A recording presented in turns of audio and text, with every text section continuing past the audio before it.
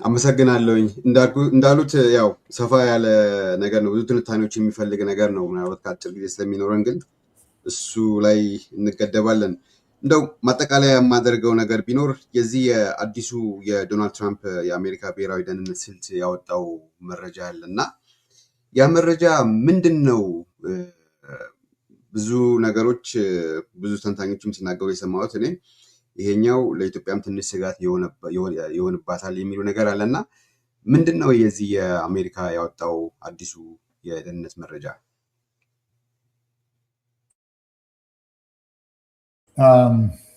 እንግዲህ አሜሪካን ሀገር እያንዳንዱ አስተዳደር ሲመጣ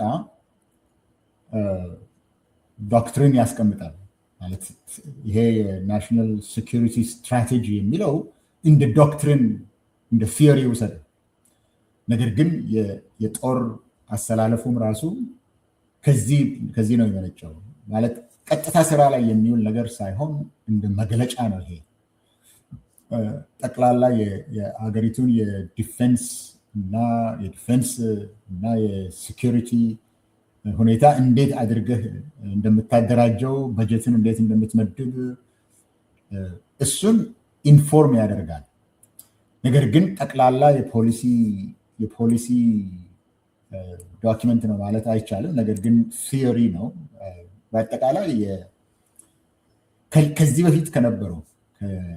በፊት የነበሩ የአሜሪካ መንግስታት ከነበረ መሰረታዊ የአሜሪካን ጥቅም አረዳድ የአሜሪካንን ብሔራዊ ጥቅም አረዳድ ፈጽሞ የተለየ ነው ለማለት ይቻላል።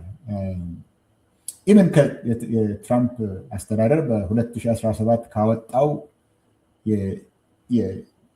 ይህን ተመሳሳይ ስትራቴጂ ከሚባለው የተለየ ነው። ግን አፍሪካን በሚመለከት ብቻ እዚህ ላይ ልናገር፣ ሌላውን ዓለም ልተወው። በአጠቃላይ ድሮ ከነበረ የአላያንስ እና ማለት የጦር አንድነት እና የኮalition የመስራት ነገር ቀርቶ አሜሪካ በዓለም ላይ ዶሚነንት እና መሪ ሆና የምትሄድበት አተያይ አሁን ቀርቶ የስፊር ኦፍ ኢንፍሉዌንስ የምትል አይነት ነገር ነው የሆነው። የአሜሪካ የዌስተርን ሄሚስፊር የኔ ስፊር ኦፍ ኢንፍሉዌንስ ነው፣ ሌሎቻችሁ እንደፈለጋችሁ የምትል አይነት ነው የሚመስለው። አሁን ዩክሬን ምናምን የራሽያ ስፊር ኦፍ ኢንፍሉዌንስ ይሆናል። ኢስት ኤዥያ እና ኦሺኒያ የቻይና ይሆናል። ምናልባት የህንድ ውቅያኖስ የህንድ እና እስከ አፍሪካ ያለው የህንድ ውቅያኖስ ይሆናል። እንደዚህ አይነት ስፊር ኦፍ ኢንፍሉዌንስ ነው እንጂ የሚኖረው አሜሪካ ግሎባል ሄጀመን የምትሆነው ነገር ጊዜው አብቅቷል። ይህንን ነው የሚነግር፣ በቲዮሪ ደረጃ ይህንን ነው የሚነግር።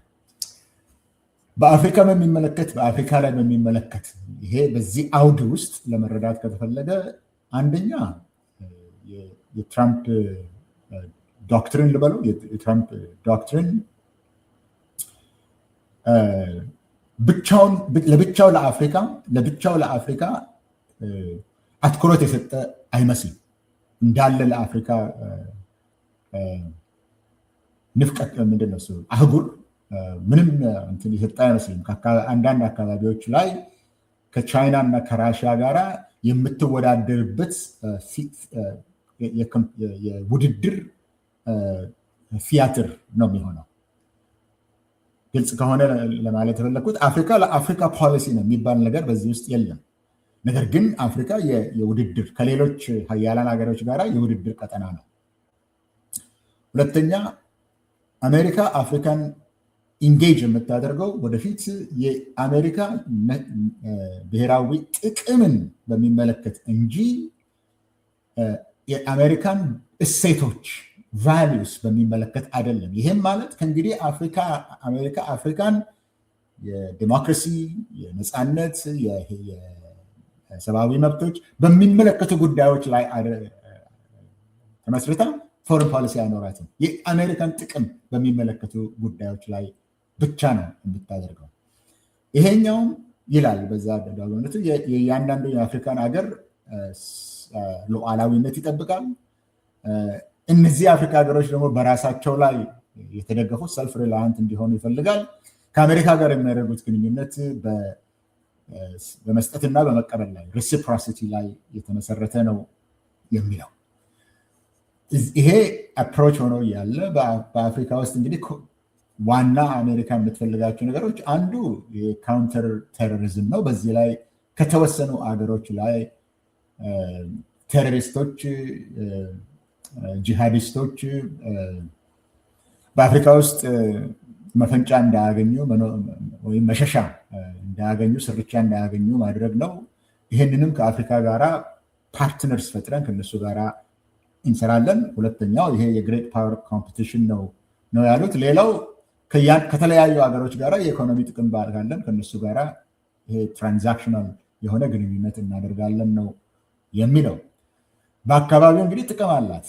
ይህንን አፍሪካ ሆኖ እያለ በዶኪመንቱም የታየው በአፍሪካ ቀንድ አካባቢ የውሃ መመላለሻ የንግድ ቀጠናም ስለሆነ የግሬት ፓወር ኮምፒቲሽንን ቀጠና ስለሆነ እነዚህ ሀገሮች ላይ ከተወሰኑ ሀገሮች ጋር የሬሲፕሮካል የሪስፕሮሲቲ ግንኙነትን እናደርጋን ነው የሚለው። እንግዲህ የኢኮኖሚና የእርዳታ ጉዳይ ከአሜሪካ አይጠበቅም። ሁሉም በንግድ ላይ የተመሰረተ ነው የሚሆነው። ይሄ እንዴት አድርጎ ኢትዮጵያን፣ ኤርትራን ይመለከታል ካልክ ከእንግዲህ አሜሪካኖች ኤርትራ ወይም ኢትዮጵያ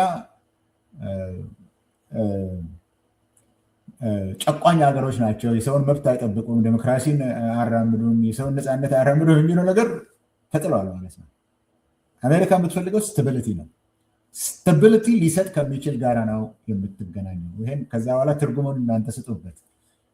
ይህንን መረጋጋትን ልታመጣ የምትችል አገር ማነች? የመረጋጋት የምታፈልቅ ከሆነች ለራሷ መረጋጋት ከሌላት ያቺ አገር ዋጋ የላትም ለአሜሪካ። መረጋጋትን ልታመጣ የምትችል ከሆነ ግን ያንን ለመጫወት የምትችል ከሆነ ለአሜሪካ ጥቅም አላት። ሰው ወደፊት የአሜሪካ የትራምፕ ዶክትሪን የምትለው ይህንን ነው የሚመለከተው። ይህንኑ ነው ማለት የምችለው ለጊዜው።